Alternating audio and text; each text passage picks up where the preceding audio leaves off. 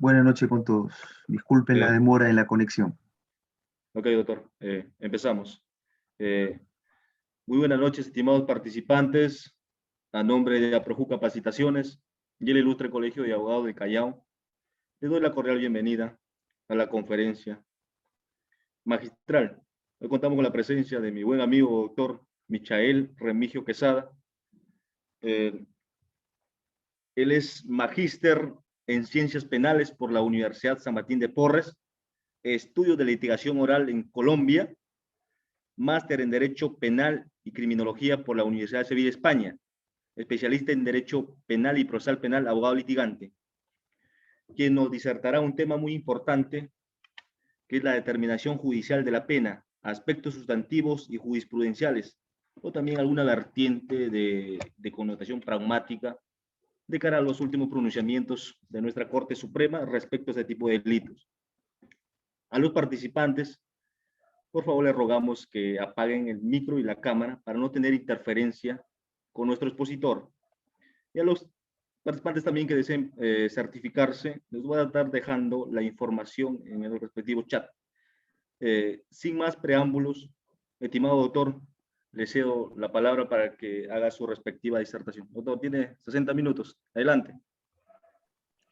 Sí, muchas gracias, Leo. En principio, nuevamente reitero las disculpas por la conexión tardía.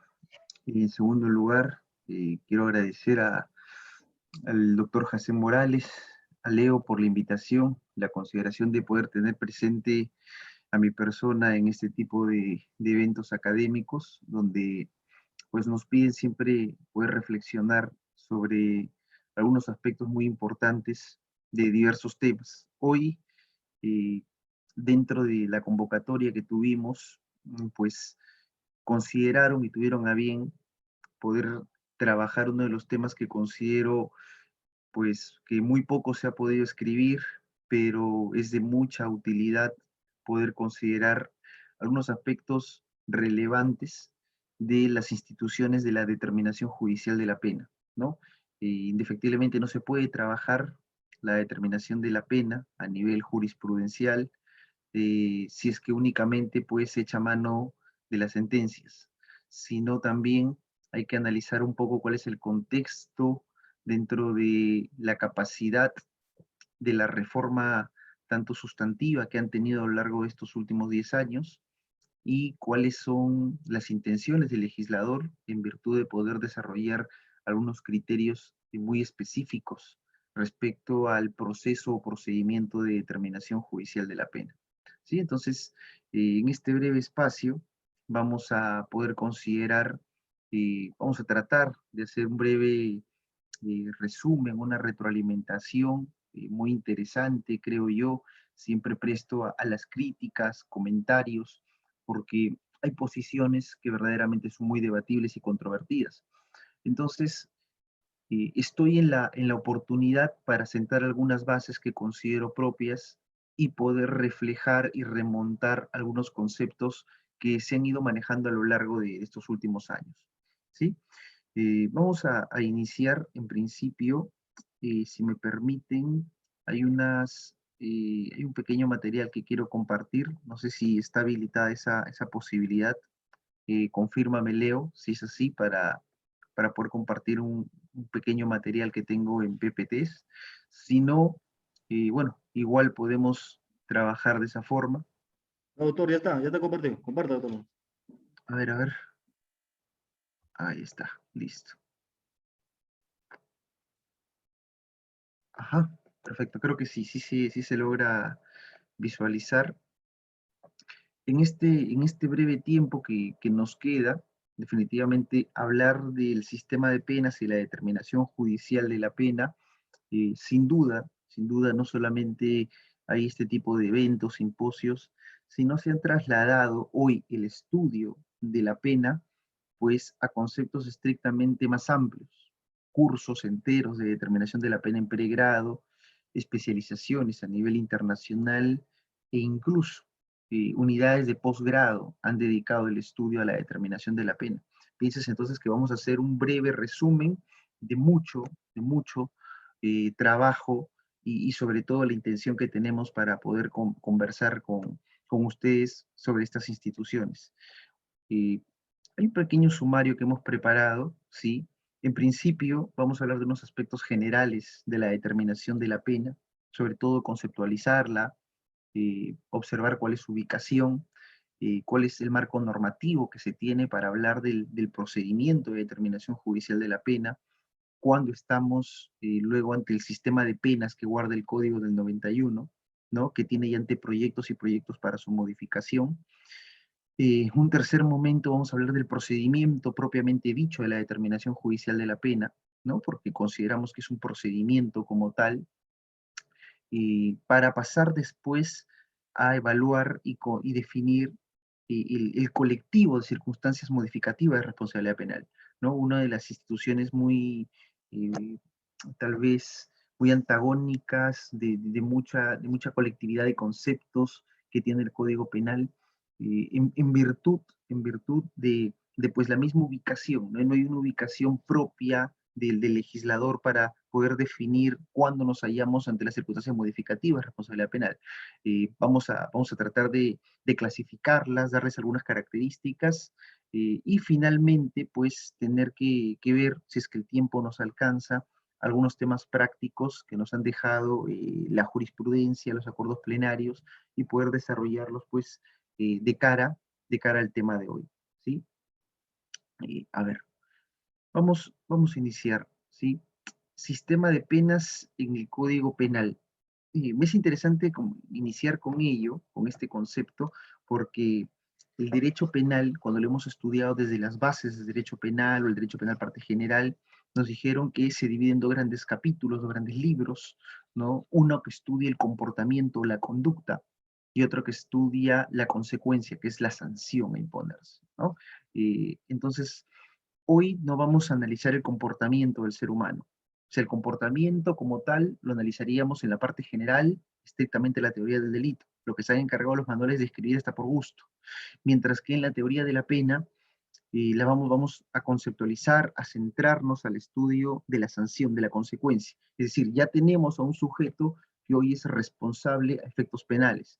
Ya tenemos un sujeto que pues, en virtud de un proceso llevado a cabo con todas las garantías que la ley señala, pues debe el juzgador hoy imponerle una sanción. Entonces vamos a evaluar qué sanciones tiene para ellas, cuáles son los criterios que debe considerar, y si algunas circunstancias muy particulares de razón tanto personal o político-criminales se requiere para que éste pueda ser sancionado de un modo tal que cumpla con el principio de legalidad, ¿no? Entonces, esto es lo que estudia la teoría de la pena, estrictamente la sanción, la consecuencia jurídica. La ubicación sistemática dentro del catálogo del delito, de los delitos en el Código Penal, nos ubicamos del artículo 45 al 105. Estos articulados van a analizar toda la gama, toda la conceptualización de las consecuencias jurídicas propiamente dichas, ¿no? Eh, Recordemos que cuando hablamos de consecuencias jurídicas dentro del derecho penal, tenemos que partir de la definición de derecho penal, ¿no? Es estrictamente el estudio de aquellas conductas definidas como delitos y faltas a las cuales se les va a atribuir como consecuencia penas y medidas de seguridad. Esas son las consecuencias jurídicas, ¿no? Las penas y medidas de seguridad distan, se diferencian, se aplican en virtud del objeto sobre el cual recaen, ¿no? Las penas van a recaer sobre los imputables y las medidas de seguridad sobre los inimputables. Aquí hay que desterrar un concepto que dentro del derecho sustantivo no se ha marcado correctamente, incluso desde pregrado, es que el Código Penal reposa la tipificación de delitos y faltas. Los delitos son estrictamente comportamientos que muy bien los puede aprender un sujeto imputable.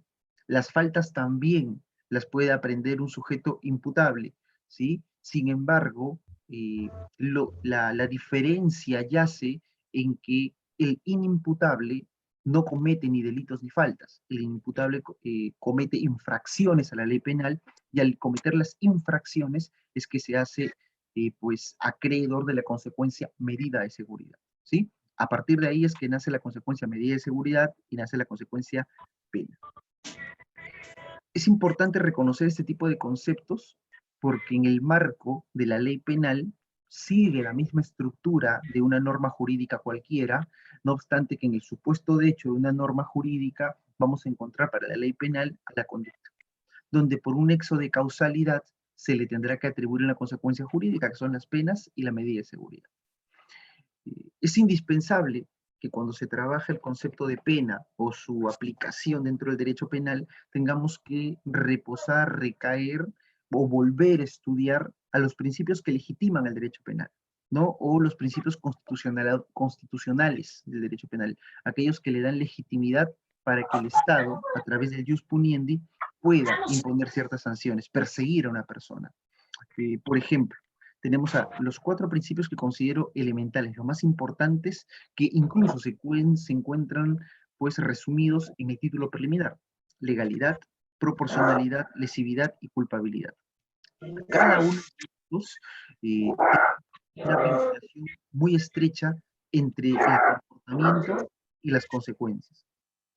Hoy vamos a vincularlo estrictamente a las consecuencias. Por ejemplo, el principio de legalidad, en la expresión de sus 4 garantías, la ley previa, una de ellas, manifiesta que estrictamente solamente se pondrá a condenar a una persona si es que antes de la comisión de su delito estaba tipificada, pues, una sanción para esta, ¿no? También hablemos de la ley escrita. Necesariamente el derecho penal se rige por máxima expresión del principio de legalidad. No se puede expresar criterios de analogía donde pudiésemos homologar un tipo de comportamientos o de igual forma un tipo de sanción. La ley cierta, ¿no?, que nos permite indicar que la ley penal debe garantizar la comprensión cabal y la comprensión pues más nítida, más puntual que se pueda tener como garantía para el ciudadano. Eso es algo que adolece la ley penal, ¿no? Y nace el principio de ley o la garantía de ley cierta como manifestación del principio de legalidad, criticando a las leyes penales en blanco, a las leyes penales remisivas, a las leyes penales incompletas, ¿no?, que son un estudio, forman parte de la estructura de la ley penal. Tenemos a la proporcionalidad, que muy bien va a ser objeto de crítica más adelante, donde vamos a hablar de un principio de proporcionalidad de garantía estricta y concreta, donde el principio de proporcionalidad es una máxima dirigida Baja volumen, estoy escuchando mi clase. ¿sí?, por un lado al legislador, ¿sí?, donde se le dice al legislador cuál es el nivel de proporcionalidad que debe imponer, dosificar en la pena, ¿no? Escuchar el concepto o el término dosificación penal, ¿no? Algunas sentencias en la parte resolutiva hablan dosificación penal, y remontan o quieren hacer ver del procedimiento de determinación de la pena, porque dosifican, le dan una cierta pizca de responsabilidad para poder atribuirle e imponerle una sanción. También la proporcionalidad concreta, entonces entiéndase que ya no el mandato va al legislador. Y doctor, ¿cómo el mandato va al legislador en criterios proporcionales? Es que en un Estado de Derecho se tiene que emprender, se tiene que visualizar de que a mayor ponderación del bien jurídico, mayor es la conminación penal. La vida castigada en un homicidio simple con penas de 6 a 20 años. El homicidio calificado, con penas de 15 hasta 35, incluso llegamos a la cadena perpetua, ¿no? Estamos ante un delito de ínfima pues lesión a bienes jurídicos, por ejemplo, una conducción en estado de ebriedad, una tenencia ilegal de armas, donde las penas oscilan entre 1 año, 2 años, 6 meses, en fin. Ese es el mandato de proporcionalidad al legislador. Mientras que el mandato de proporcionalidad concreta, pues se dirige al juzgador. Encontró responsabilidad y cuando haya la responsabilidad, él debería elegir, si tengo un baremo de 6 a 20 años, unos límites estables, donde pues indispensablemente va a tener que elegir qué marco, qué cantidad de pena debe imponer un determinado sujeto, pues se hace importante de que esta persona... ¡Ya te estoy escuchando! O si no pagas y te vas. A ver, creo que hay problemas de interferencia.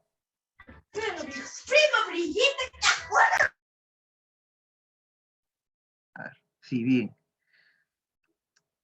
Les decía que el juzgador entonces va a encontrar el mandato de proporcionalidad concreta, pues dirigida, ¿no? Dirigida a poder encontrar ese baremo, ¿no? Y es algo que fue criticado respecto a la ilegitimidad o legitimidad del procedimiento de determinación de la pena a través del sistema de tercios penales, ¿no? Un sistema que hasta el día de hoy es poco conocido, poco trabajado, pero que reúne algunos conceptos aritméticos e incluye unos nuevos términos dentro del procedimiento de determinación que desde mi concepción considero fueron necesarios, tenían que ser suficientes para poder albergar los límites, el baremo, porque un juez tiene que ubicarse para poder determinar cierto monto de pena. El principio de lesividad, ¿no? Vinculado a las consecuencias jurídicas, estaríamos hablando que la numerosidad o la cantidad de pena que tenga que imponerse pues, a un determinado sujeto está en virtud de la lesión al bien jurídico. Una cosa es cuestionar, una cosa es vulnerar el bien jurídico y otra cosa es ponerlo en peligro, ¿no? Nacen ya las corrientes de las doctrinas de peligro abstracto, peligro concreto, la intensidad, nacen pues aquellas teorías que pueden llevar a una línea muy estrecha en ciertos conceptos de dogmática penal, pero lo cierto es que pues este principio de lesividad ha permitido que las consecuencias jurídicas junto con las circunstancias modificativas de responsabilidad penal, como cuáles, doctor, la tentativa, la reincidencia, la habitualidad, el concurso real de delitos, el concurso retrospectivo, pues puedan ingresar al desarrollo jurisprudencial y de esta forma se pueda ubicar correctamente cuál es la dosis de pena que se necesita. La culpabilidad como principio dentro de las penas entiende que se necesita acarrear responsabilidad no solamente objetiva, sino subjetiva dentro del derecho penal y por ende habrá mayor magnitud penal en los delitos dolosos que en los delitos imprudentes, ¿no? Es necesario este tipo de escenarios.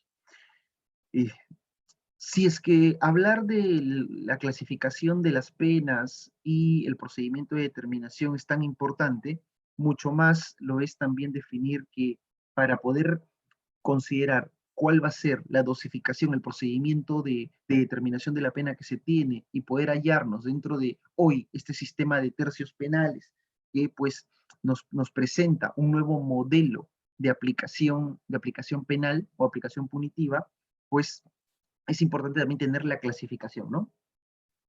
Entonces, a ver, tenemos la clasificación de los delitos, al menos es un trabajo personal, lo hemos clasificado en 3 formas, ¿sí? Por la modalidad de acción, por los sujetos que cometen el delito y por los objetos, el objeto del delito, ¿sí? Digamos, por el comportamiento, por la acción. Tenemos una clasificación sumamente, pues, clásica, ¿no? Hay delitos de mera actividad y delitos de resultado, ¿no? Los de mera actividad serán aquellos tipos penales donde basta el comportamiento, basta la conducta para que puedan ser configurados, ¿cierto? Por ejemplo, para la mera actividad tenemos un delito de violación de domicilio, ¿no? Que es un delito que no necesita un resultado como tal, e indefectiblemente, pues, basta el comportamiento, no necesita una consecuencia. El delito de, pues, conducción en estado de ebriedad. Así tenemos también los delitos de resultado, que se diferencian de los de mera actividad porque estos sí necesitan una consecuencia después de un espacio-tiempo. El homicidio, las lesiones, la violación. Doctor, ¿nacen algunas diferencias de cuestiones técnicas? Por supuesto. Los delitos de mera actividad, pues la doctrina mayoritaria, y creo que de forma muy racional, entienden de que es imposible la posibilidad de que pueda causar una tentativa, ¿no? Qué difícil tener en un delito de mera actividad, donde con el comportamiento únicamente se configura el tipo, el presupuesto configurativo, se tenga pues que arribar a una imperfección, ¿no? ¿Cómo podríamos demostrar dentro de un delito de mera actividad la imperfección del comportamiento, de la conducta? Eso es casi imposible. Sin embargo, cosa distinta pasa en los delitos de resultado, ¿no? Donde la configuración del tipo sí permite tener la frustración, la imperfección del tipo penal, ¿no? Entonces, fíjese, allí nacen las diferencias. Ahora bien, esta clasificación que he hecho aquí en estas 5 cajitas, como podrán darse cuenta, responden a un tema sumamente pedagógico, ¿no? A veces me preguntan, oye, doctor, ¿y hay una situación muy particular, solamente un determinado delito puede calzar con una sola clasificación? No. La respuesta es que un solo delito puede reunir todas las características. Por ejemplo, doctor, un delito de resultado puede ser a la vez un delito instantáneo, puede ser un delito por omisión, podrá ser un delito por medios determinados y compuesto, ¿sí? Pero jamás, óigame bien, un solo delito podrá tener las mismas características de una sola caja. Me explico. Por ejemplo, un solo delito, un homicidio, vamos a poner por ejemplo, no puede ser a la vez de mera actividad y de resultado, ¿correcto? O sea, podrá ser tal vez de mera actividad o de resultado y quizá acompañado con alguna de las otras características de cualquiera de las 5 cajas. Y doctor, ¿por qué? Porque en función de la especie o la especialidad que tiene el tipo penal, pues exige de que verdaderamente cada uno tenga configuraciones distintas. Vamos a poner un ejemplo. Cuando estamos ante un delito instantáneo, permanente o de Estado, estos 3 tipos de delitos se van a clasificar en función del nivel de antijuridicidad del comportamiento. Es decir, la juricidad que tenga el agente al momento de la comisión del delito nos va a llevar a analizar cómo se va a configurar. Por ejemplo, el delito, imaginemos, de homicidio. Doctor, me dijo que era de resultado, ¿verdad? Sí, pero también es un delito instantáneo. ¿Y por qué es un delito instantáneo? Porque la juricidad, o perdón, mejor dicho, la antijuridicidad del comportamiento es de forma instantánea. Acabas con la vida en un determinado momento. Pero doctor, ¿por qué el homicidio no puede ser permanente? Porque el homicidio no prolonga durante el tiempo las consecuencias de antijuricidad, como si es permanente el delito de secuestro, el delito de trata de personas, el delito de explotación infantil laboral, ¿no? Porque durante el tiempo tú mantienes, por ejemplo, secuestran al doctor Michel Remigio el 14 de febrero del 2020 y lo liberan el 14 de febrero del 2022. 2 años estuvo privado de su libertad. Doctor, ¿eso es un delito permanente, es un delito instantáneo de mera actividad de resultado? En principio el secuestro es un delito de resultado, porque necesita conducta y consecuencia. Pero será un delito permanente porque durante los 2 años el estado de antijuridicidad estuvo prolongado en el. Ahora, doctor, esto una vez me dijeron, pero queda solamente para efectos pedagógicos, doctrinarios. No, fíjense que a nivel, hoy la dogmática penal se ha hecho tan importante y ha echado mano de la configuración de los tipos, porque son discutibles a nivel del proceso, ¿no? Hoy no venimos a hablar nada del proceso penal, las cuestiones de la investigación, la etapa intermedia, pero sí es muy importante reconocerlos porque, fíjense, ustedes deducen una excepción de improcedencia de acción, ¿no? Aquella que constituye de que el hecho no es delito, no es justiciable penalmente, doctor. ¿Y cómo puedo yo analizar la configuración del tipo? A través de esto. Doctor, para efectos prescriptorios, ¿cuándo prescribe un delito de resultado, un delito permanente? Ah, muy bien. El de resultado prescribe con el último comportamiento que se tuvo, a partir del último comportamiento. Mientras que la permanencia, pues el delito va a prescribir estrictamente cuando pues cese el acto antijurídico establece el Código. Doctor, ¿dónde encuentro esto? Entre los artículos 79 al 85 del Código Penal, ¿no? Que hablan de la prescripción de la acción penal y de la pena. Fácil determinar un delito de acción y de omisión. Estaremos ante un delito de acción cuando el comportamiento de la gente se exteriorice y pues a través de un deber de no hacer, mientras que en los delitos de omisión el comportamiento de la gente no se exterioriza, el agente guarda, reserva un comportamiento y ya no ante un deber de no hacer, sino ante un deber de hacer. Por ejemplo, será un delito de omisión el faltar a los deberes de asistencia familiar, lo conocido como la omisión a la asistencia familiar, ¿cierto? Porque omites en un determinado momento prestar los alimentos que a través de una resolución judicial ha emanado o se tiene como pues fuerza, como un hecho vinculante. Clasificaremos a la omisión en esta clasificación como delitos de omisión propia y delitos de omisión impropia, ¿no? Tenemos luego los delitos de medios determinados y alternativos. Hablaremos de delitos de medios determinados, o serán delitos de medios determinados y alternativos, diferenciándose estos en virtud de cuáles son los medios típicos que acompañan al verbo rector, ¿no? Por ejemplo, en la violación sexual, el verbo rector es el acceso carnal, ¿cierto? Pero el medio típico es la violencia o la amenaza que se ejerce. Es decir, tienen que acompañar estos medios típicos, pues, al comportamiento principal, medular, al verbo que tiene el delito, para efectos de que se puedan configurar. Mientras que en los delitos de medios alternativos no exige más medios típicos que la sola conducta de la gente. Por ejemplo, el homicidio simple, el que mata a otro será reprimido con pena privativa de libertad no menor de 6 ni mayor de 20 años. Fíjese o entiéndase que no se necesita mayores medios alternativos más que el hecho de poder acabar con la vida. Tenemos la última clasificación de acuerdo a la acción a los delitos simples y delitos compuestos. Serán simples porque solamente tienen un verbo rector, solamente tienen una conducta, mientras que serán delitos compuestos porque exigen la presencia de más conductas, más verbos que puedan pues brindar o dar una gama de posibilidades respecto al comportamiento humano. Por ejemplo, el peculado, ¿no? El funcionario servidor público que se utiliza o apropia de los efectos o caudales del Estado. La utilización y la apropiación son comportamientos y configurarían un delito compuesto.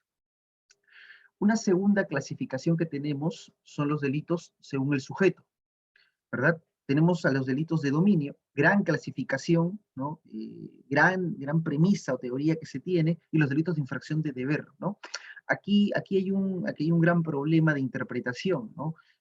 Quienes hemos podido leer a Roxin, creador o quien ha impulsado la teoría de los delitos de infracción de deber, a veces hay interpretaciones un poco sesgadas, ¿no? Que se entiende, y yo discuto mucho cuando algunos amigos, y muy queridos por cierto, vamos a estudiar hoy los delitos de infracción de deber y solo se dirigen a los delitos contra la administración pública, ¿no? O sea, no solo los delitos contra la administración pública son delitos de infracción de deber, eso es un graso error. No solo los delitos contra la administración pública o de corrupción de funcionarios van a materializar la clasificación de los delitos de infracción de deber, ¿sí? Los delitos de infracción de deber nacen en virtud de la metodología típica que se tiene para poder atribuir la autoría de estos delitos. O sea, no nacen porque se le ocurrió al legislador o a la doctrina llamar así mejor a los delitos de corrupción, ¿no? Entonces, aquí la clasificación se tiene. Delito de dominio son delitos simples. Cualquiera los puede cometer. No se necesita, pues, a ver si apagamos el audio, por favor. Yo sé que el partido está más interesante que mi clase. Sí, Leo, apóyame con eso, por favor. En este caso, Marcelo pone el partido 1-1. Cierto picante, bueno, si este gesto de Marcelo sirve, vamos, necesitan 2 goles en Madrid para eliminarlo al Barcelona, porque ha convertido un gol de... Gracias. Les decía entonces, los delitos de infracción de deber pueden sí subclasificarse en los propios e impropios, ¿no? Aquellos que van a fundamentar la lesión al bien jurídico y otros que los van a agravar. Es aquí la diferenciación, es decir, ese criterio tan particular que no solamente son los de corrupción de funcionarios e infracción de deber. Por ejemplo, unas lesiones agravadas por la condición de la víctima son delitos de infracción de deber. Y son delitos de infracción de deber porque existen circunstancias, pues, extrapenales que justifican y van a fundamentar la imposición o la agravación de pena. El deber del padre que tiene de, si bien tiene esa prerrogativa de poder corregir, morigerar el comportamiento de sus hijos, pero tiene el deber también de custodiar, pues, que ese ánimo de morigerar, de custodiar el comportamiento, de poder llamarles la atención, no se extralimite dentro de los estándares, pues, propios de la violencia, del empleo o el uso excesivo de la fuerza. Entonces, eso va a hacer que se amplíe, se imponga una mayor imposición de pena, ¿no? Y los delitos de propia mano, sencillos, porque serán aquellos que imposibilitan la calificación de los delitos o del título de imputación de una complicidad, de una autoría mediata, de una coautoría funcional. Solo serán delitos de propia mano que ellos permiten la autoría como tal. Fíjese un ejemplo, la conducción en estado de ebriedad, ¿no? Yo no entendería, pues, cuándo estaríamos ante una conducción en estado de ebriedad compartida, ¿no? Tal vez serían 2 coautores. ¿Cómo? Uno cogería la caja de cambios, el otro estaría manejando con el timón, los dos en un mismo asiento. Es casi imposible esto, ¿no? Incluso rechazo algunos requerimientos donde, pues, nuestros amigos de la Fiscalía, cuando tienen en los delitos comunes tenencia ilegal de armas, la tenencia compartida, ¿no? Se encuentra el arma de fuego y el arma de fuego está en un lugar donde determinadamente, posiblemente estén 2 o 3 personas. ¿Es posible hablar de una coautoría funcional compartida? Tengo mis reparos al respecto, tal vez hay críticas, pero definitivamente no. Considero que son delitos de propia mano y solamente se van a poder entrelazar ahí o poder configurar a la autoría como título de imputación. Finalmente, no hay mucho que decir aquí respecto a los delitos de lesión y de peligro, que están en virtud de la vulneración al bien jurídico, y los delitos monosubjetivos y plurisubjetivos, que van a permitir entender, pues, cuándo su configuración permite que solamente una sola persona basta para que tengamos nivel típico, mientras que en otros una pluralidad de agentes permitiría la configuración. Doctor, ejemplo, el 317 del Código Penal, organización criminal. Es un delito plurisubjetivo, ¿no? Exige exige que la presencia de 3 a más personas para que puedan configurar, ¿no? Una sola no podría configurar organización criminal. Nuestro Código Penal, cerrando ya esta clasificación de los tipos, tiene pues un catálogo de penas que son importantes poder reconocer. La privativa de libertad, las restrictivas de la libertad, las limitativas de derechos, ¿sí? La pena de inhabilitación y la pena multa. 5 tipos de pena que el legislador pues ha considerado para de este modo poder intensificar cuál es el nivel de las consecuencias o las sanciones que tiene. Tengamos en cuenta que la pena privativa de libertad es por excelencia pues una de las penas que efectivamente ha tenido la caracterización del derecho penal para poder limitar la libertad ambulatoria del ser humano. Esta se regula en el artículo 29, ¿verdad? Y tiene una interpretación, pues, tal vez teleológica, de 2 días hasta 35 años, ¿no? Entonces, ¿hay instituciones alternativas a la pena privativa de libertad? Sí. La suspensión de la ejecución de la pena, la reserva de fallo condenatorio, la conversión de penas a días multa, que nos han permitido hoy sostener de forma sistemática y despejar ciertos mitos que cuando la pena oscila entre 1, 2, 3 o 4 años, estamos ante una pena de carácter suspendido y nunca va a poder ser efectiva. Recordemos aquí que todas las penas del Código Penal tienen un carácter efectivo, o sea, desde 2 días a más, que hay un principio de fragmentariedad que limite la proscripción de la ejecución de penas de corta duración, ¿no? O sea, ejecución de penas de corta duración es una garantía del principio de fragmentariedad. Esto nos trae como mensaje que habría que reconocer a la suspensión de la ejecución de la pena desde el artículo 57 al 59. Estas son las instituciones alternativas. ¿Por qué se le llaman como instituciones alternativas? Como lo decía, la pena es efectiva, siempre. La pena por excelencia es efectiva. No obstante, hay criterios que se utilizan para tal vez manejar las garantías de resocialización, para poder entender correctamente cuando estamos ante un escenario de penas de corta duración. Es innecesario tener que a la gente pues llevarlo a prisión por 6 meses, 1 año, 8 meses. Sé que aquí tal vez alguno de mis amigos pues me podrá decir, oye, pero ¿qué pasa en los delitos de omisión de la asistencia familiar? ¿No? La pena es de 6 meses, 1 año, año y medio, este desgraciado no paga, o sea, va 1, 2 años, 10 años de liquidaciones de vengadas, efectivamente. En ese tipo de casos son situaciones sui generis, situaciones muy particulares, donde en estricto sí la suspensión, la reserva y la conversión fracasan, ¿no? Y como fracasan ante la reincidencia ficta de la gente, ¿no? Y digo reincidencia ficta porque efectivamente hablar de reincidencia en términos jurídicos es toda una institución mal trabajada, mal entendida, pero no existe aquí la reincidencia ficta, esa reincidencia mediática, esa reincidencia de los medios de prensa, de la policía, de agentes que por el hecho de tener ciertas denuncias ya lo consideran reincidente. No, eso es imposible. Si hablamos de reincidencia como circunstancia modificativa, hay que hablar de aquella que entiende el 46B y el 46C del Código Penal. Uno de los temas que también la determinación judicial de la pena o subtemas que ha trabajado es el capítulo de la individualización de la pena, ¿no? La profesora Patricia Ziffer, ¿sí? Pues para mí una de las mejores pues, autoras dentro de la doctrina extranjera que ha podido desarrollar el proceso de determinación judicial de la pena, establece que la individualización de la pena pasa por 3 factores, o tres etapas: la individualización administrativa, la individualización legal y la individualización judicial, ¿no? Entiende que la individualización administrativa habla pues de aquel momento final que tiene la ejecución de la pena para poder determinarla, para poder ejecutarla, y pues nace o se gesta en el marco de la ejecución penal. La determinación legal de la pena, aquella que estrictamente hace el legislador, le decía, con el mandato de proporcionalidad abstracta, y la determinación judicial, que propiamente dicha la hace el juzgador, ¿sí? Pero para este proceso de individualización, hasta el año 2000 y 2013, con la ley 30076, una ley ya hoy antigua, una ley que ya tiene aproximadamente cerca de 10 años, tiene 8 para ser exactos, pues modificó la forma de determinar la pena, modificó la forma en cómo el juez debería aplicar una pena. Doctor, un ejemplo, póngase que en Lima Norte teníamos a un funcionario que había cometido el delito de peculado doloso, primer párrafo, o segundo párrafo con las agravantes, y tenía una pena que oscilaba entre 8 a 12 años. Este juez le imponía 8, porque consideraba pues que estaba dentro del arbitrio judicial que tenía poder imponer este tipo de penas, ¿no? Está dentro del marco legal.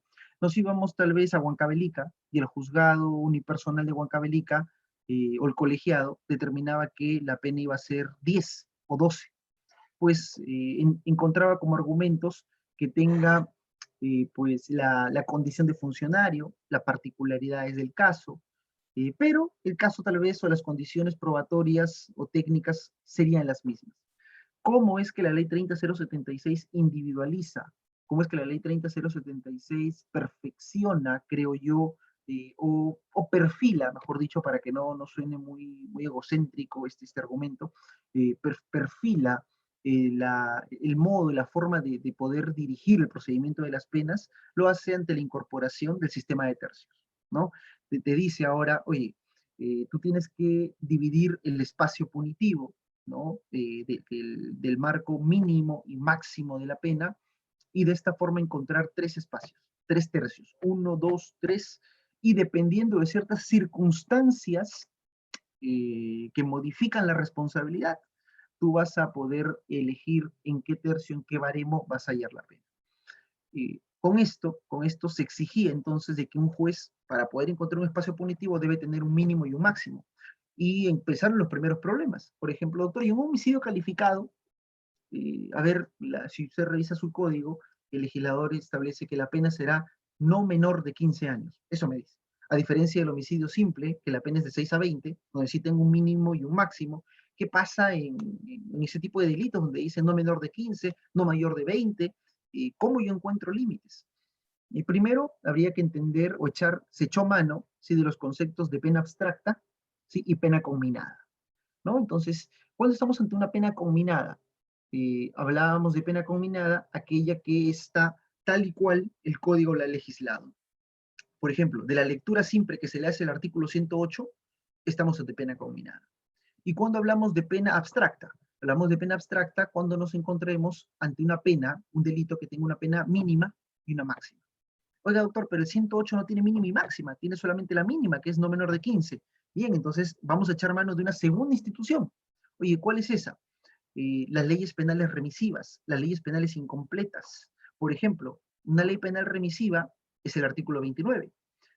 ¿Cómo es eso, doctor? Estamos ante el 108, donde la pena es no menor de 15 años, tenemos que remitirnos, pues remontar, ir a ayudarnos de la parte general, ¿no? Y esa es la función de la parte general, integra la parte especial. Recordemos que la parte especial no pudiese caminar, no pudiese conducirse, si es que no hubiese una parte general.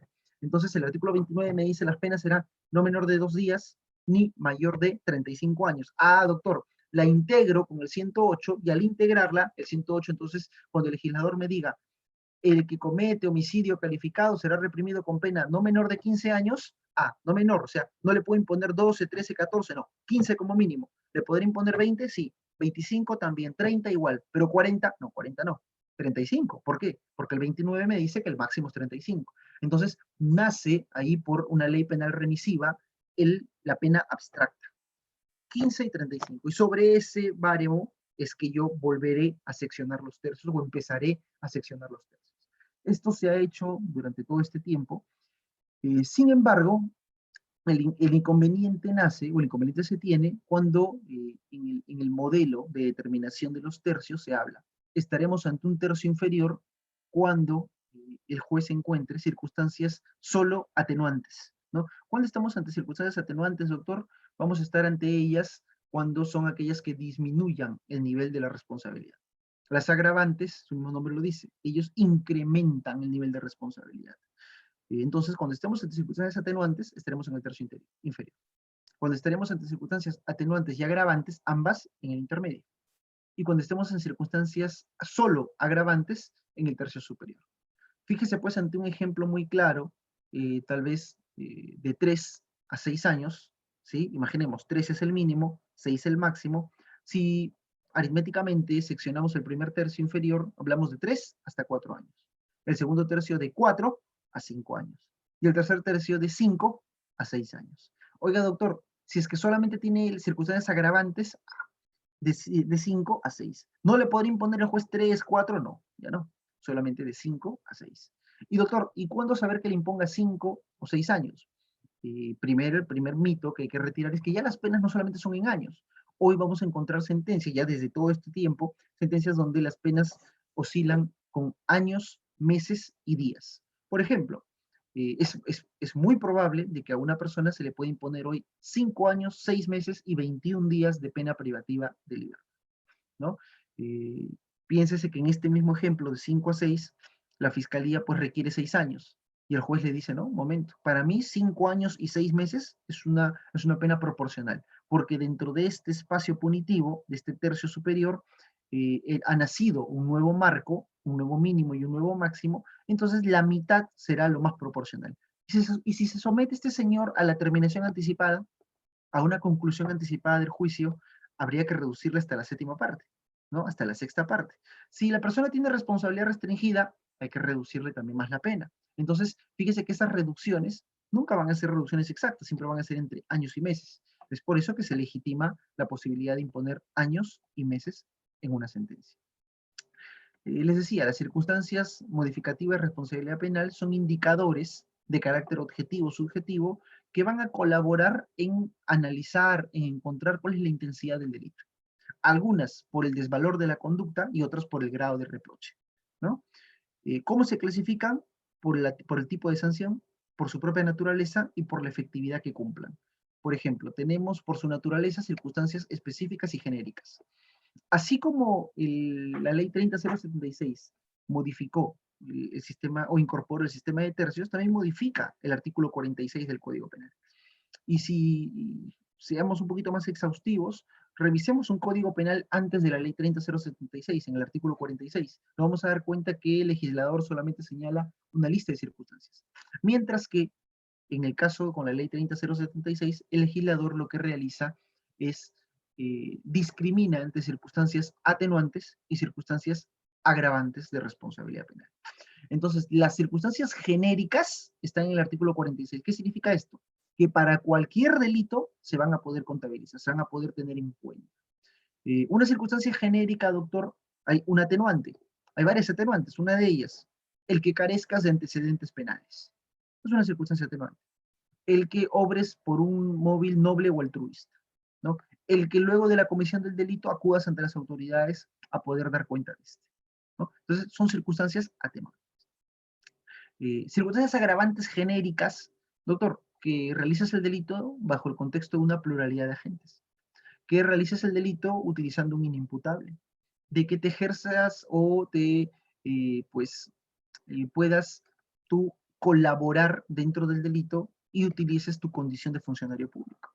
Doctor, todas estas circunstancias positivas y negativas pueden ser utilizadas para cualquier delito. Sin embargo, hablemos de circunstancias específicas. Son aquellas que ya no están en el artículo 46, sino son aquellas que se encuentran en la propia parte especial del Código Penal, ¿sí? Y están en la parte especial estrictamente, por ejemplo, el artículo 189 es una lista de circunstancias agravantes.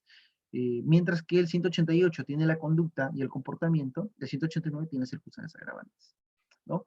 Es por eso que con este tipo de criterios, a veces cuando se habla del delito de robo, considero que mal llamado es robo agravado, ¿no? Es un robo con agravantes, porque el 188 tiene el comportamiento, el 189 no tiene comportamiento. O démosle una lectura a 189, a ver, hallemos si es que nos establece el que se apropia o apodera ilegítimamente, ¿no? Estas son las circunstancias agravantes y empieza a mencionarlas, ¿no? Entonces, fíjese que hay una serie de dificultades ahí. Por la naturaleza también tenemos circunstancias agravantes o atenuantes de nivel, ¿no? Por ejemplo, dependiendo de la magnitud de cada una de ellas. Por su efectividad, tenemos circunstancias atenuantes y agravantes, ya las conocemos muy bien, y por relación a la sanción, tenemos a las privilegiadas y a las cualificadas. Cuando estamos ante cualificadas, serán aquellas que, además de ser agravantes, intensifican la sanción. La agravan más, para tener términos más sencillos. Las privilegiadas serán aquellas que, además de ser atenuantes, las atenúan más.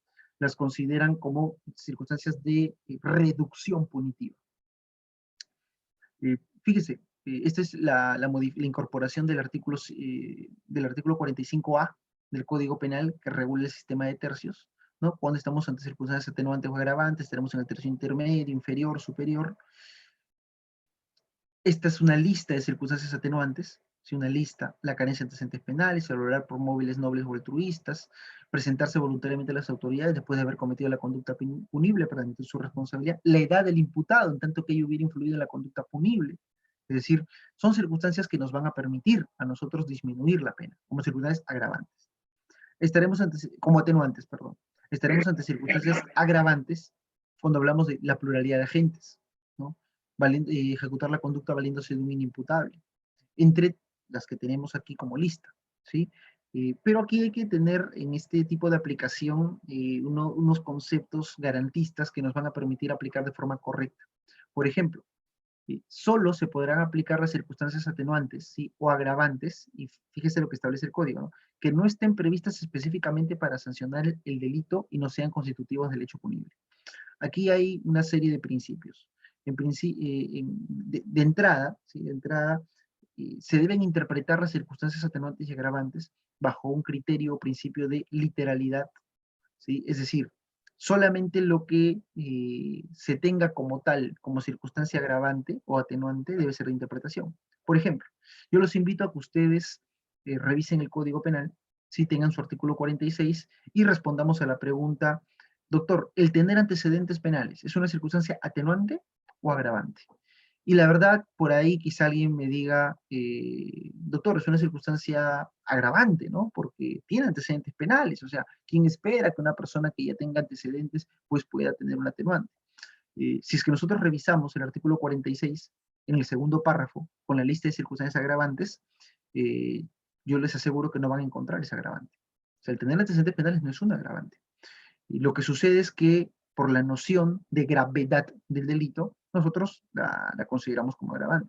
Lo que existe en el Código Penal es una circunstancia atenuante, que es la carencia de antecedentes penales. O sea, no tengo antecedentes penales. Y ojo, no policiales, no judiciales, penales, aquellos en los cuales te han declarado responsable.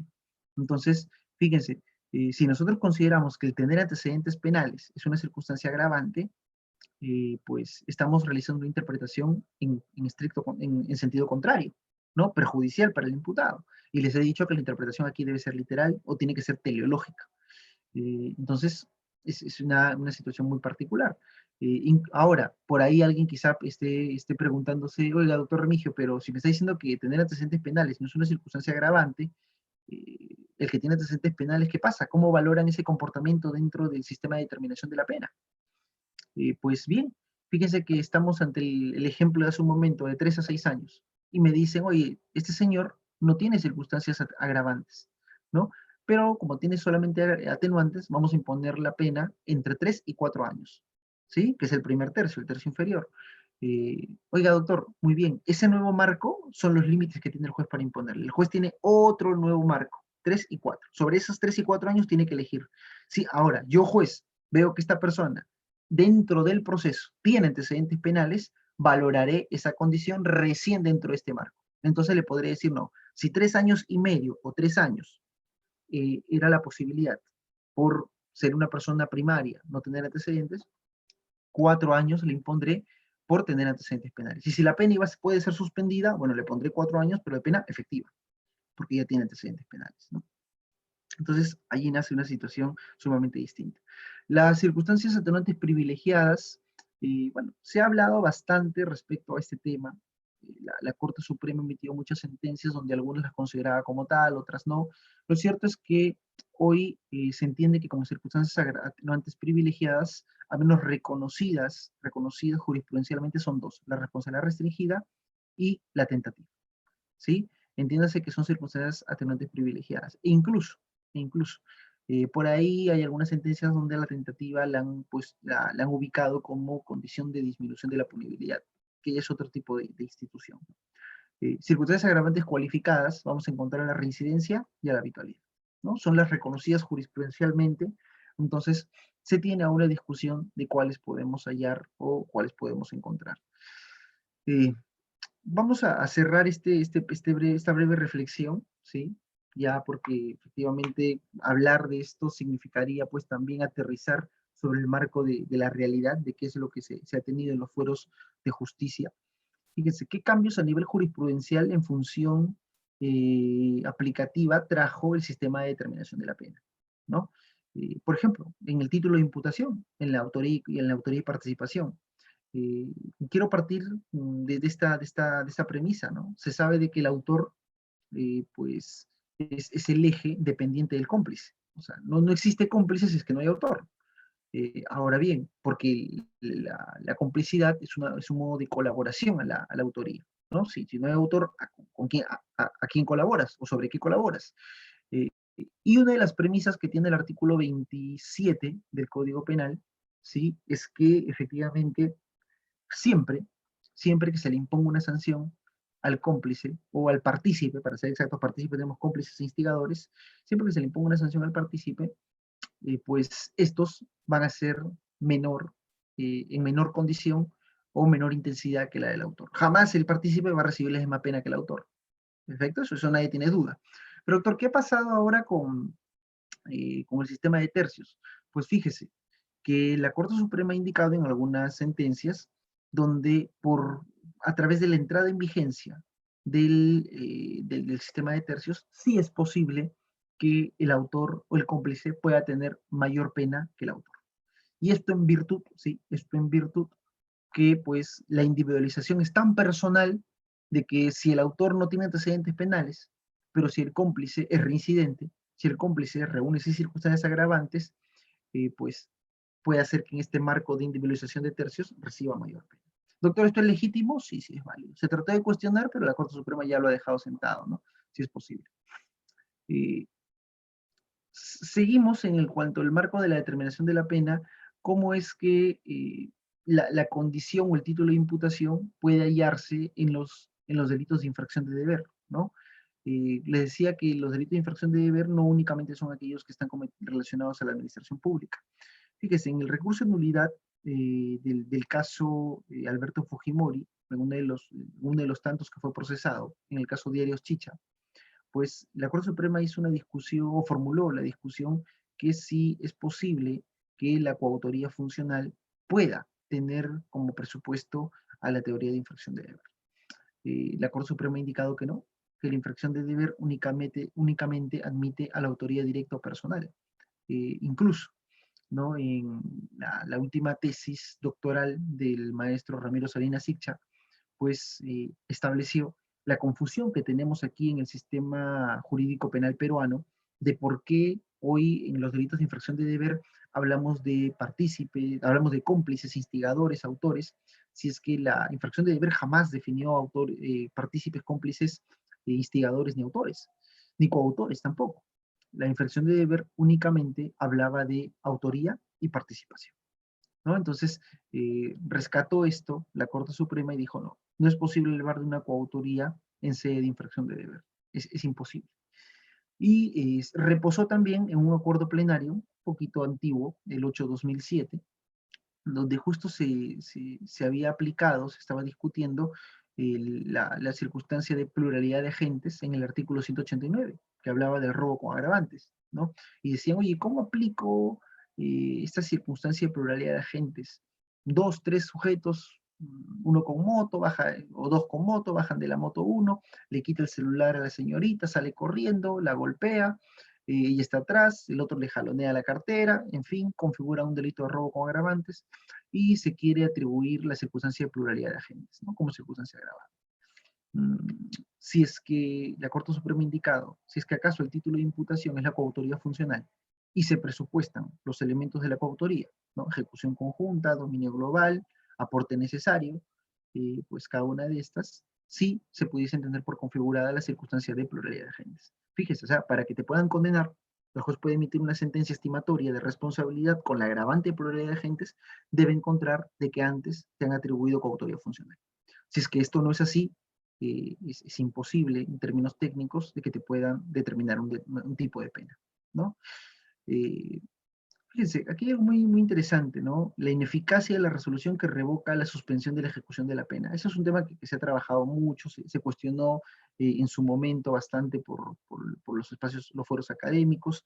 Oiga, doctor, la suspensión de la ejecución de la pena es esa institución que está regulada en el artículo 57, sí, que cuando hay una pena que oscile de 1 a 4 años, no te vas a prisión, no hacen efectiva la carcelería, sino que tienes una pena sujeta a ciertas reglas de conducta, ¿no? Pero hay presupuestos para aplicar el artículo 57. Sí, efectivamente. Y esto pasaba mucho en los delitos de omisión a la asistencia familiar, ¿no? Y los delitos de conducción a estabilidad, delitos de penas cortas, donde nace este tipo de instituciones por la garantía de proscripción o prohibición de ejecución de penas de corta duración. Entonces, se tuvo la casación 131 del 14 en Arequipa, y lo que pasaba era que se dictaba la pena suspendida al omiso, tal vez a la persona que había dejado de pagar los alimentos, ¿no? Y pues se le daba 1 año de pena suspendida, pero se le obligaba a las reglas de conducta. Una de las reglas de conducta, pues imaginemos que sea el pago de los devengados, la reparación civil, y por ahí, pues, esta persona no pagó. Se le apercibió según el artículo 59, luego se le amplió el periodo de pena, y tercero, se le revoca la suspensión de la pena. Al revocarse la suspensión de la pena, el juez lo que le dice es internenlo, ¿no? Captúrenlo, sacan la recaptura, no se ha presentado, internenlo. Lo internan, e inmediatamente llega el abogado y le dice, ¿sabes qué? Necesitas tú al menos depositar, ¿cuántos son los devengados? Son 10.000 soles de devengados, ya. Deposita al menos 2.000, 3.000 para que el juez vea la voluntad. Depositaban, y en un ánimo, en una interpretación un poco flexible, ¿no? Nada rigurosa, el juez dictaba pues la excarcelación y le daba un modo de, no recuerdo, pues una libertad condicionada, una libertad condicional, como quieran llamarlo. Lo cierto que yo no habría escuchado jamás esto, o habría leído alguno de los términos dentro del Código Penal que pueda existir, ni mucho menos de la ejecución penal. Porque la liberación condicional es un beneficio penitenciario, no es una institución dentro de la determinación de la pena. Se dieron cuenta de esto y llegaron a la Corte Suprema. Y dijeron, oye, la revocatoria de la revocatoria de la suspensión de la pena, ¿existe o no existe? Se pusieron pues los Supremos a revisar el Código Penal y dijeron, no existe, no existe, del 57 al 59 no hay ninguna institución que me hable de esto. Entonces se ha prohibido esto, ¿no? Y si te revocan la pena, ya no pueden volver a revocártela y darte la libertad. Tienes únicamente que cumplir con las responsabilidades a través, pues, de estrictamente el mandato que en un determinado momento te han brindado, ¿no? Ahora bien, cerramos este capítulo, si cerramos este capítulo, puede aplicarse la circunstancia atenuante de responsabilidad restringida para el delito de violación sexual. La confesión sincera es viable en los imputados en calidad de reincidentes o habituales. Esa es una discusión que me pareció siempre muy interesante, ¿no? Fíjense, ¿qué es la responsabilidad restringida? ¿No? Aquí hay un tema sumamente amplio para discutir con los baremos pues, del control difuso de la Constitución, ¿no? Recordemos que el control constitucional pasa por 2 caminos, el control concentrado y el control difuso, ¿no? El concentrado lo realiza el Tribunal Constitucional. El control difuso lo realiza cualquier juez diferente al Tribunal Constitucional, porque en sí mismo es juez constitucional, ¿no? Y establece que algún precepto jurídico vaya en contra de los mandatos de la Constitución. Entonces, esto nace así, y la responsabilidad restringida que está regulada en el artículo 22 del Código Penal, el artículo 22, es una institución reglada por políticas criminales que desde el año 91, que empezó a entrar en vigencia el Código Penal, ha sido reformada, y reformada en sentido limitativo, ¿no? Porque más bien es un listado, ¿no? Es un listado de delitos, es un listado de delitos prohibitivos, es un de delitos pues vetados para que no se pueda pues aplicar la responsabilidad restringida, ¿no? Entonces, el delito de violación sexual, por más execrable que fuese este tipo penal, pues fue un tipo penal el cual lo han eliminado de la responsabilidad restringida, es decir, no puedes aplicar responsabilidad restringida para el delito de violación sexual, dice el artículo 22, ¿no? Oye, ¿cuándo estamos ante responsabilidad restringida? Cuando la gente tiene entre 18 y 21 años y más de 65. Un jovencito de 18 años que comete delito de violación sexual, no se le puede reducir la pena por responsabilidad restringida, porque ha cometido violación. Y lo mismo pasaba con el caso de los imputados reincidentes y habituales. Y se dieron cuenta, pues, de que empezaron en el país, las hordas criminales, empezaron en el país a nacer, pues, las grandes mafias, los colectivos pues, de índole criminal, y muchos de estos se sometían a veces a conceptos o a criterios de colaboración eficaz, de pues, determinación anticipada, conclusión anticipada, y querían colaborar con el caso, ¿no? Para poder encontrar cierto beneficio.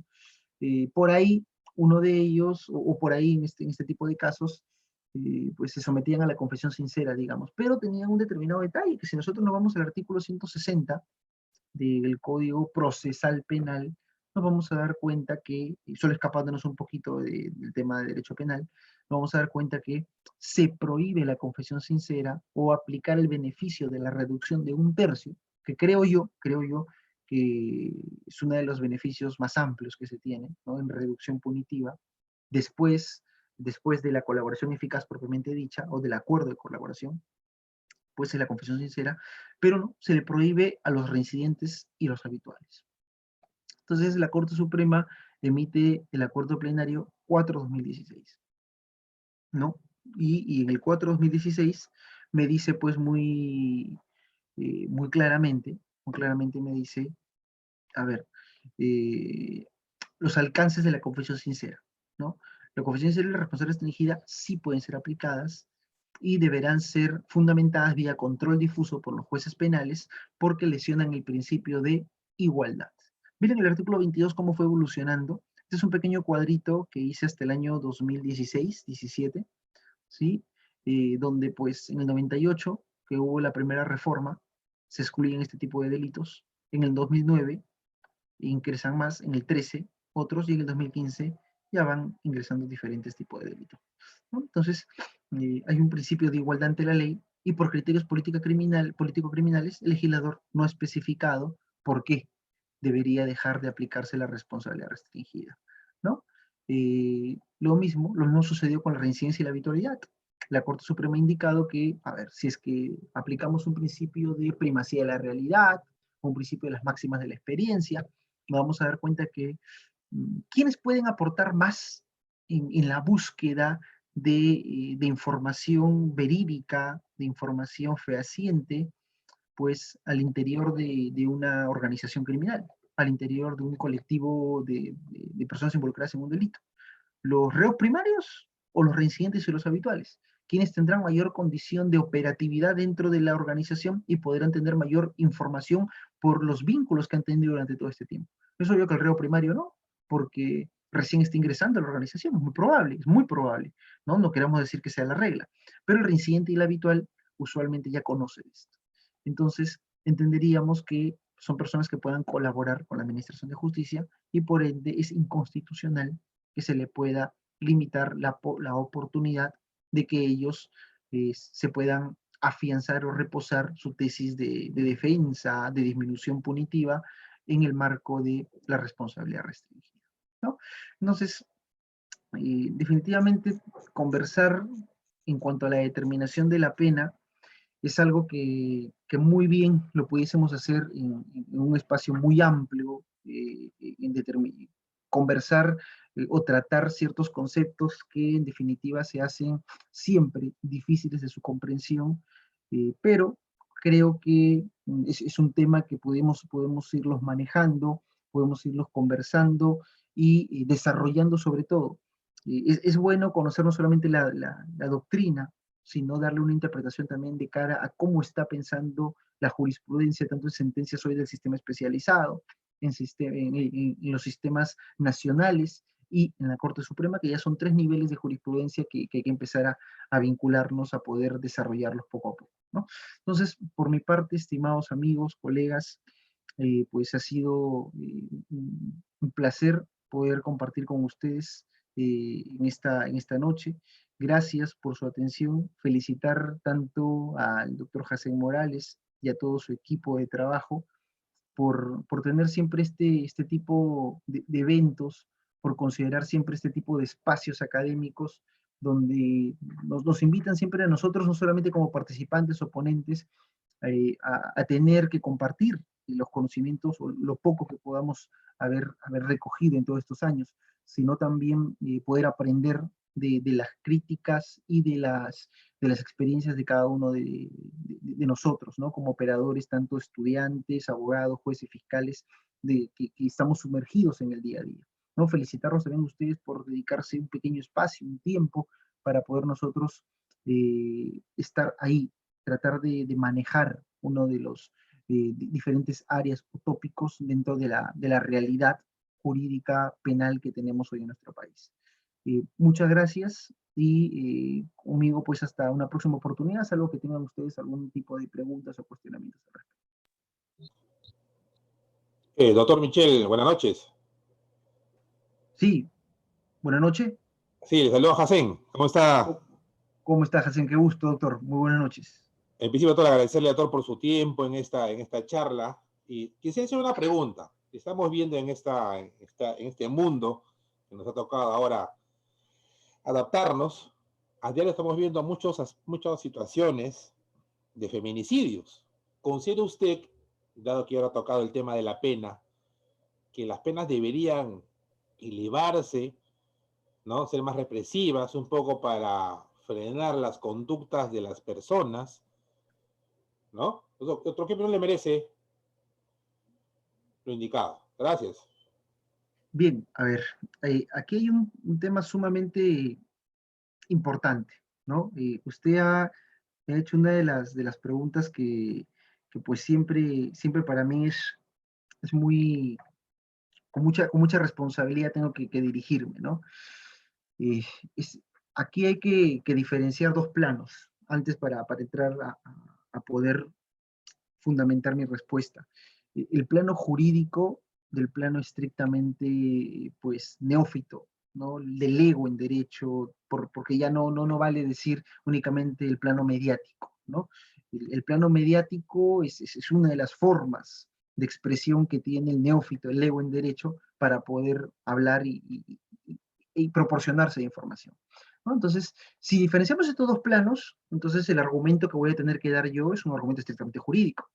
Y la crítica que tengo que recibir es una crítica estrictamente jurídica. Porque si mi argumento es de un neófito, de un lego, entonces sí podría pues yo esperar la crítica del mismo, ¿no? Pero como operadores del derecho tenemos que entender algo. En principio, este tipo penal del feminicidio, pues es un tipo penal que verdaderamente ha tenido muchas críticas, ¿sí? Y de mi posición las tiene todavía.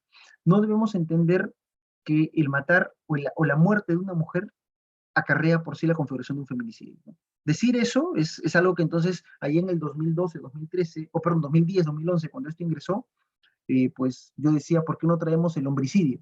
¿No? O sea, matar al hombre, que sea homicidio, y la mujer feminicidio, ¿no? Pero no, esto no puede ser entendible.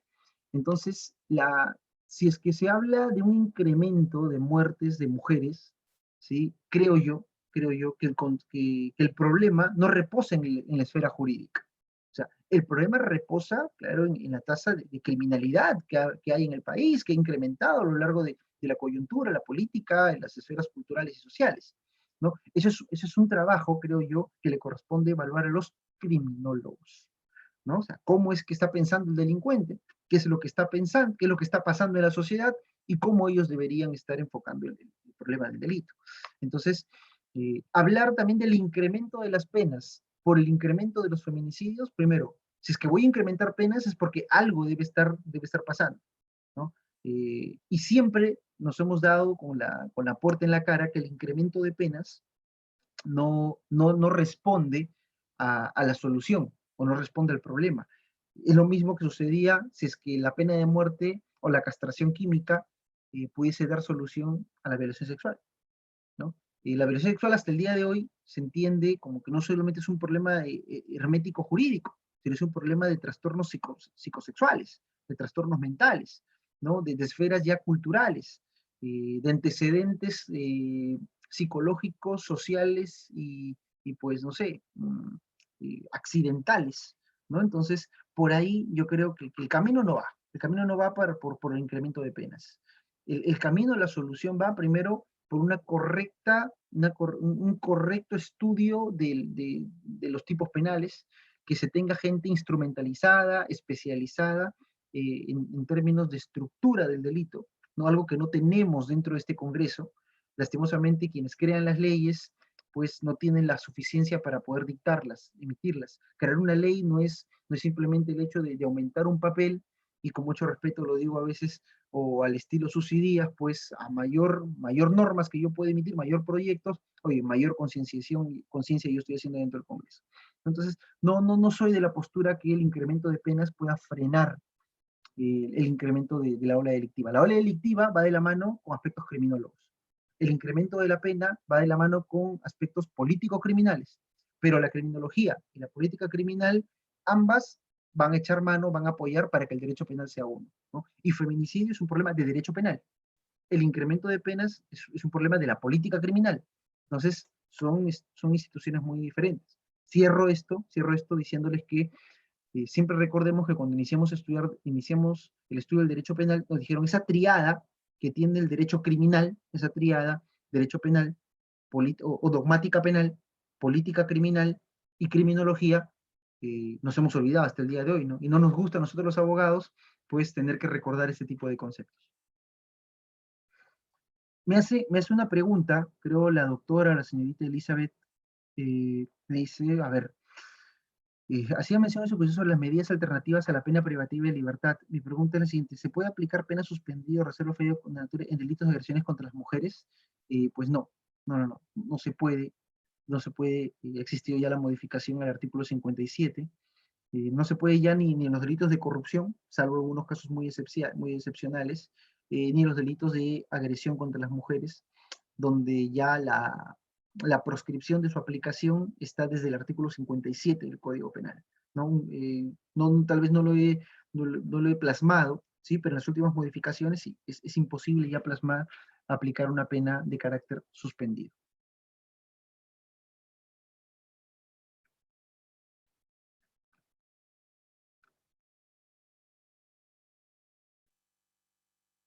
Bien, creo que si no hay otra pregunta, por mi lado, bueno, he culminado, estimado doctor Jacén.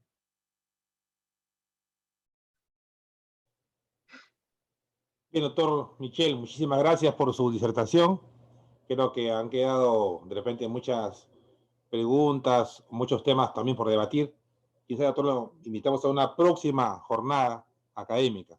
Bien, doctor, un agradecimiento por su tiempo y hasta una oportunidad próxima, doctor. Ya le remitiremos el certificado respectivo de esta ponencia para su currículum, que imagino que se está incrementando. Gracias, doctor. Muchísimas gracias a usted y a todo el equipo por la Doctor, invitación y a todos por su atención. un mensaje para los estudiantes de Derecho, para los colegas, ¿no? Y para los que quieren estudiar esta carrera tan hermosa que es el Derecho. Correcto, claro que sí, doctor. A ver, en principio, lo decía desde un inicio, ¿no? Siempre es muy importante reconocer la capacitación, ¿no? Para los que tal vez no lo sepan, conozco al doctor Morales desde el año 2017, ¿no? Donde tuve la oportunidad de con él emprender pues formalmente los foros académicos, un hombre que siempre lo conocí con la intención de que la capacitación, inculcando a sus alumnos siempre que la capacitación tiene que ser constante, ¿no? Que cada día que dejamos de leer, de capacitarnos, pues somos menos abogados. Y eso es cierto, y eso es muy cierto. Entonces yo agrego eso de la capacitación constante, agrego al nivel de responsabilidad que siempre debe tener el abogado, el estudiante, ¿sí? Vamos en escalera, el abogado, el estudiante y quien quiere estudiar Derecho. Entonces, siempre hay un nivel de responsabilidad. ¿En qué sentido?